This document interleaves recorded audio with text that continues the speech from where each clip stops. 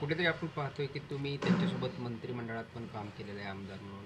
काय त्यांच्या आठवणी मी होत्या? पहिल्यांदा आमदार झाली 2009 मध्ये. तेव्हा दादा बघितलं मला विधानसभेत आणि अभिमान वाटला त्यांना. तेव्हा मी सगळे एकत्र होतो आणि तेव्हा दादांचं स्वप्न अनेक वर्षाचं मुख्यमंत्री बनायचं. पण पण कधी कधी ना मुख्यमंत्र्यांकडे कमी आणि दादांकडे आम्ही जास्त जायचो आणि हक्काने ते बोलवायचे, बसवायचे, काम निधी द्यायचे प्रत्येकाला, कार्यकर्ता असेल, आमदार असेल.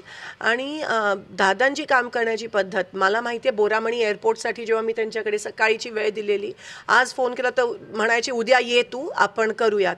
आणि मी उद्या सकाळी दुसऱ्या दिवशी पोचायची, डायरेक्ट बोरामणी एअरपोर्टसाठी फोन करून हे 20 कोटी बोरामणी एअरपोर्टसाठी दे, सँक्शन करायचे आणि दुसऱ्या दिवशी त्याचं GR निघायचं.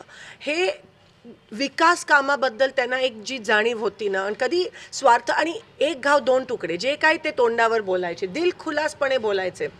एकाला जर एकाचं काम करायचं असेल, कोणत्याही पक्षात असते, तर ते दादा काम करायचे. आणि ह्याच्यामुळे त्यांच्यावर टीका पण अनेकदा पण झाली, पण दादांना त्याची पर्वा नसायची. आज पण ते ज्या पद्धतीत आपल्या लोकांसाठी, त्यांच्या लोकांसाठी वन फिरायचे प्रचारासाठी. कोणी बोलवलं तर लगेच जायचे, फोन उचलायचे. हे तुम्हाला दिसणार नाही अनेक लोकांमध्ये महाराष्ट्रात. आणि म्हणून आज एक खूप मोठी मोठी पोकळी निर्माण झाली आहे, कारण का दादा गेले. विश्वास होत नाही आहे.